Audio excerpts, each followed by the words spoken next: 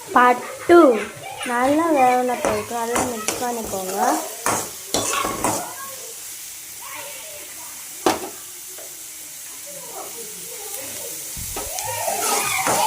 5 minutes அப்படியே wait.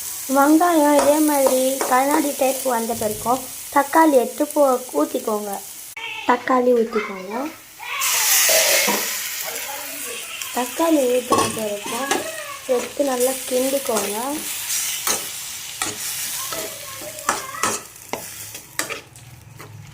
இந்த மாதிரி கிண்டின பிறக்கும் வெயிட் பண்ணுங்கள் 2 minutes.